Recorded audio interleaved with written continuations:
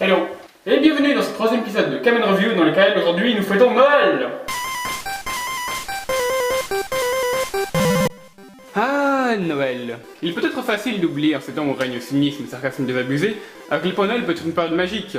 C'est censé être une période de fête, de joie, un moment où l'on se réunit tous en famille pour célébrer ce qu'il y a de meilleur en chacun d'entre nous. Pour les chrétiens, les athées en tout cas, aussi si vous êtes juif, vous avez Hanouka, ce qui est bien aussi. Et techniquement, les musulmans fêtent pas Noël par tradition, mais Jésus est un prophète, donc c'est pas interdit non plus, quoi. De toute façon, tout le monde s'en fout, après tout, Noël c'est quand même avant tout une fête païenne. Et bien sûr, chacun a sa propre manière de fêter Noël, ses propres rituels. Et c'est pourquoi il y a une quantité incroyable de produits culturels dédiés uniquement à cette période de l'année-là qui est produite. Vous avez des films spéciaux de Noël, des musiques de Noël, des épisodes de séries télé spéciales de Noël.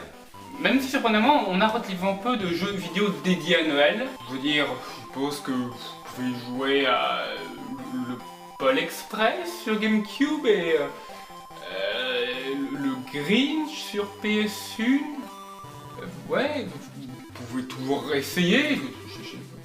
Peut-être que c'est une gêne cachée de la PS1. Allez savoir. Et bien évidemment, il y a des contes. De Noël. Et l'un des plus populaires de ces contes nous intéresse tout particulièrement aujourd'hui. Je parle bien sûr de A Christmas Carol, l'une des plus populaires œuvres de ce bon vieux Charles Dickens. Publié en 1843 chez Chapman et Hall, ouais non, à la réflexion, c'est peut-être plus vraiment la peine de préciser le nom d'un éditeur qui n'existe probablement plus depuis au moins un siècle.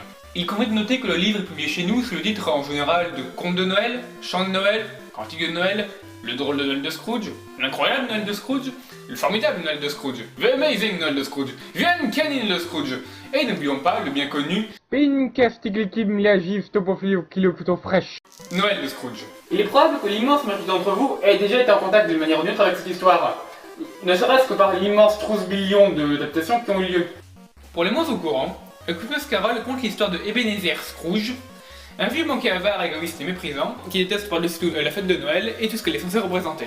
De même, il sous-paye son employé, il refuse tout contact avec son neveu venu l'inviter à dîner, chasse avec véhémence les quêteurs de charité, et tout ça pendant le réveillon de Noël. Bon, en un mot commençant... Il est pas très sympa. Mais, le soir du réveillon, Scrooge reçoit la visite de Jacob Marley, son ancien associé ressurgit des enfers, qui lui prévient que s'il persiste dans sa conduite égoïste et agressive, lui aussi connaîtra plus tard la damnation éternelle. Marley informe également Scrooge que, plus tard dans la nuit, ce dernier recevrait la visite de 3 entités. Les fantômes de Noël passé, des Noël présents et le fantôme de Noël futur, qui tenteront de réveiller le bien en Scrooge afin de lui permettre de mettre à profit les années qui lui restent pour se racheter du mal qu'il a dû faire par le passé. Le conte est non seulement un classique, mais c'est aussi une excellente étude de personnage, qui compte les tourments intérieurs d'un homme qui, malgré son âge avancé, va se décider à changer de cap et à rattraper ses erreurs passées. Et comme vous le savez probablement, il y a aussi droit à un paquebot d'adaptation. Et les films, l'un des exemples les plus récents, ce sera le drôle de Noël de Scrooge de Disney, qui comporte notamment un Jim Carrey motion capturé, et même un Christmas Carol avec Mickey Mouse, dans lequel Scrooge est bien évidemment joué par Picsou, dont le nom original est, rappelons-le, Scrooge McDuck.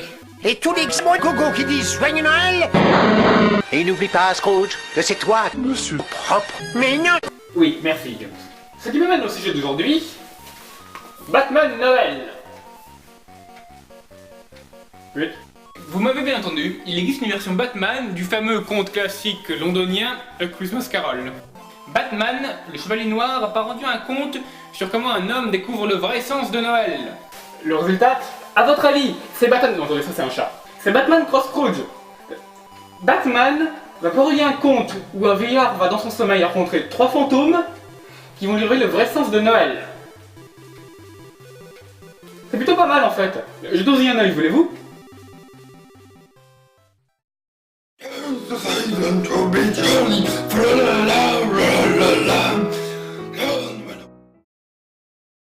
Donc, comme dit précédemment, Batman Noël, enfoncé dans le texte, de Liber Mejo, au texte et au dessin, ce qui est suffisamment inhabituel dans les comics mainstream pour le souligner, est une adaptation du conte de Dickens, modernisé et adapté au lore de Batman.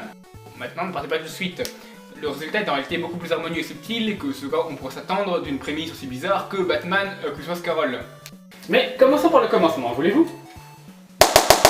Au niveau des artworks, on remarque d'abord que putain de bordel de merde, regarde-moi ces décors! Bon, c'est-à-dire, on verra plus tard que les sons de personnages a ses problèmes de temps en temps. Mais putain de bordel de merde, regardez-moi cet environnement! Mais regardez-moi cette neige, cette texture de briques usées! Regardez ce putain de hérisson! Ça n'a rien de pertinent, je voulais juste mettre un hérisson. On est bon? On est bon. Quand on fait un conte de Noël, la première des choses, c'est que l'atmosphère joue un rôle primordial dedans. D'autant plus qu'ici, le décor, c'est Gotham City, une ville qui a déjà été élevée par le passé par des bons auteurs, au rang de personnage à part entière. Mais le fait est que ce décor pulvérise toutes les attentes qu'on peut avoir. Libermero, et aussi Barbara Kirdo, parce que c'est elle qui a fait les couleurs aussi, faudrait pas l'oublier. C'est avec grand plaisir que je donne un A+ à ce décor. C'est une blague sur Google Plus ici. Hashtag nouveau YouTube crâne. Bon, maintenant, vous savez que les ornements sont réussis. Mais qu'en est-il du dessin de personnage? Et pour être honnête, c'est un tout petit peu moins positif. Ils ne sont pas mauvais, loin de là. La plupart du temps, je n'ai pas de vraies plaintes à faire. Mais il y a une ou deux coquilles qui ressortent beaucoup parfois. Comme par exemple ici, cette image de Tiny Tim qui a tout juste l'air de vouloir dévorer son paternel. Et il y a aussi ce dessin-là d'Alfred. Mon Dieu Alfred, mais que t'ont-ils fait? Bon, mais après, comme je l'ai déjà dit, ce sont des coquilles et rien de plus. Sur les autres pages, Alfred a une tête normale. Et sur une BD de 112 pages, il est inévitable qu'il y aura des dessins plus réussis que d'autres. Le seul problème est qu'ici, les cases ont une taille relativement imposante. Beaucoup de pages ne correspondent qu'en un ou deux dessins, voire parfois même des compositions occupant la double page. De ce fait, les éventuelles coquilles sont ici d'autant plus faciles à repérer. Concernant l'abondance de compositions sur la double page, en général c'est quelque chose qui me dérange personnellement dans les comics, étant donné qu'une case gigantesque prenant la double page tend souvent à juste prendre de la place qui aurait pu être utilisée pour raconter plus de choses. Mais étant donné qu'il s'agit ici non pas d'un numéro mensuel à 30 pages fixes, mais d'une histoire complète en volume relié, où l'histoire peut donc s'étendre autant que le dessinateur le veut, la critique ne tient plus. D'autant que quand les dessins sont aussi détaillés qu'ils le sont ici, il n'y a pas vraiment de quoi se plaindre. Maintenant, le deuxième reproche auquel je peux me laisser aller dans la partie graphique concerne les cases en elles-mêmes. Pour être plus précis, l'intégration aux cases dans les graphismes du comics. De manière générale, les cases sont des cadres blancs à épaisseur et à espacement fixe. Très souvent disposés par-dessus une image de plus grande envergure. Alors, le problème que j'ai avec ça, c'est que les cadres ont du coup une apparence bien trop proprette et régulière, ce qui malheureusement contraste méchamment avec le style des dessins en eux-mêmes. Bon, après, vous me direz peut-être que je chipote, mais quand deux images aussi détaillées que celle-là et celle-là se retrouvent séparées par un cadre blanc à la con comme celui-là, tout de suite ça dérange. Il y a aussi 2-3 phylactères spéciaux comme celui-ci, qui ici souligne la présence d'un traceur sur Bob, et qui pour le coup ne s'intègre vraiment pas du tout au dessin. Bon, mais assez pour la présentation, qu'en est-il de l'histoire? Alors, l'histoire commence avec un voyou de bas étage, nommé Bob, nommé d'après le personnage éponyme du conte, travaillant comme courrier pour le Joker. Malheureusement pour lui, l'opération tourne court quand Batman surgit et entreprend alors de prendre Bob en chasse. Le rattrapant et dispersant alors au creux du vent l'argent contenu dans le colis. Cependant, plutôt que de l'incapaciter afin qu'il puisse être récupéré par les autorités, Batman décide de le laisser filer, espérant pouvoir se servir de lui pour remonter jusqu'au Joker, lorsque ce dernier se rendra compte que Bob n'a pas fait son travail. Ce qui m'amène à un autre problème que j'ai avec ce bouquin. Batman est un falcon. Bon, pour ceux qui l'ont pas encore compris, celui qui joue le rôle de Scrooge dans ce livre, c'est bel et bien Batman. Avec tout ce que ça implique comme voyage initiatique et tout le tout team. Donc c'est de rigueur que Batman se comporte mal au début du livre, histoire qu'il puisse se racheter et changer de comportement à la fin. Bon, mais malheureusement, parfois on arrive à des points où Batman il est plus juste confus et égaré, mais il est tout bêtement hors personnage. Déjà que risquer la vie d'un individu pour trouver un criminel, c'est déjà pas terrible.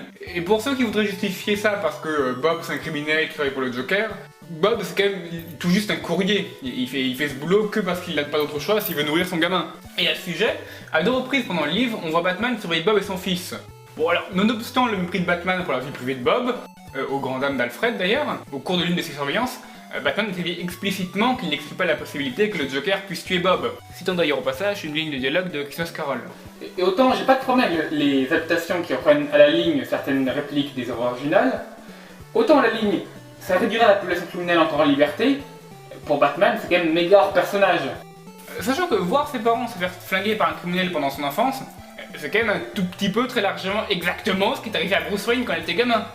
Et c'est même l'événement qui l'a motivé à prendre plus tard l'identité de Batman, afin qu'un tel événement ne se reproduise plus. Mais là non, là grosso modo Batman il nous dit ouais bon, un crime de plus ou de moins, pour ce que ça change. Bon après, il importe tout de même de relativiser, étant donné que Batman n'est pas supposé être dans son état habituel ici. Pour les moins informés, même si Batman Noël n'est officiellement pas canonique avec l'univers mainstream de DC Comics, il emprunte quand même quelques éléments des univers principaux, notamment la mort du deuxième Robin, Jason Todd, qui est utilisé ici pour justifier le comportement exagérément brutal de Batman. Ce que j'essaie d'expliquer, c'est qu'en aucun cas je ne crois qu'il s'agisse ici d'un cas de scénariste qui ne sache pas comment écrire Batman. Les errances et les erreurs de Batman sont expliquées en amont, et elles sont reconnues comme telles. Non seulement Alfred est réprobatif, mais également d'autres personnages dont je ne révélerai pas la présence, parce que j'essaie de vous donner des raisons de lire le livre par vous-même quand même. Donc je suis conscient que mes plaintes sont plus des choix artistiques que des vrais défauts, mais je pense quand même que par instant le trait a été beaucoup trop forcé. Bon mais bref, suffit de mes jérémiades, comment l'histoire évolue-t-elle? Bon eh bien, en essayant de garder les spoilers au minimum, Batman, à l'instar de Scrooge, reçoit dans le soir une visite de son ancien acolyte décédé, ici donc Robin. Bon, ce qui fait que le tout fonctionne, c'est que Robin ne vient pas ici en version fantôme, réveiller Batman au saut du lit avec des draps fantomatiques, des chaînes et tout le bousin pour expliquer clairement à Batman que dans la nuit 3 apparitions viendront le hanter. Ici, l'apparition est fugace et Robin n'esquisse pas un mot. Si bien qu'on peut tout à fait défendre la thèse qu'il ne s'agit non pas d'une apparition, mais seulement de l'esprit de Batman qui joue des tours. Après tout, ce dernier a peu dormi, est clairement malade, et de manière générale, il n'est pas dans son état naturel. Et il en a de même pour les apparitions. Les 3 fantômes de Noël ici ne sont pas les 3 fantômes de Noël passés, présents et futurs, mais à la place, 3 personnages dont il se trouve qu'ils évoquent à Batman ce qui fut, ce qui est et ce qui pourrait être. Bon, et comme je l'ai dit précédemment, je vais m'arrêter ici pour la dissection du livre, vous laissant donc le soin de découvrir quels sont les acteurs interprétant les fantômes du passé, du présent et de l'avenir. Je terminerai donc en disant que Batman Noël est un livre très sympathique, qui parvient à la fois à être une réécriture audacieuse du conte de Dickens, mais aussi, et malgré mes complaintes précédentes, une étude du personnage intéressante de Batman. Doté d'artwork qui va définitivement le coup d'œil, le comics ne devrait pas vous prendre trop de temps ni de votre porte-monnaie, 112 pages pour environ 15 €, et de surcroît, étant donné qu'il est situé hors continuité, il ne fait pas référence à une continuité préexistante, ce qui signifie que vous pouvez très facilement comprendre ce qui se passe sans avoir à faire une recherche sur le wiki de DC Comics ou à potasser son numéro de BD pour assimiler le background des personnages. Bon, il voudra peut-être connaître les bases de la mythologie de Batman, mais soyons honnêtes, vous les connaissez probablement déjà. Bon, bah, sur cette recommandation, je vous souhaite d'heureuses fêtes de fin d'année, et surtout, passez un joyeux Noël. Au revoir.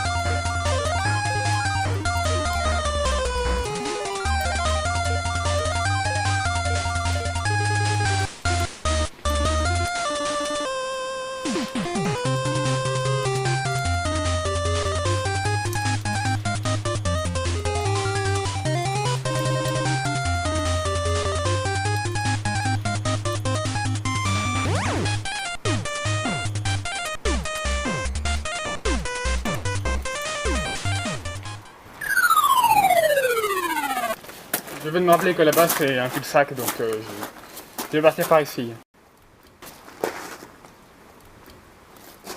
Comme d'habitude, Facebook, Twitter deviennent tard. Bon. Bye.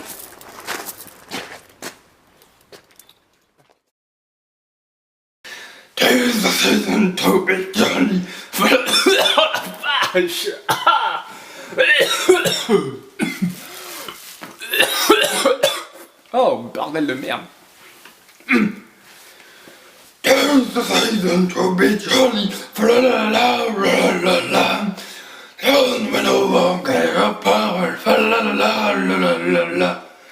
Oh la vache! Oh ma gorge! Oh putain! Ah! Putain, comment il fait ça, Christian Bale?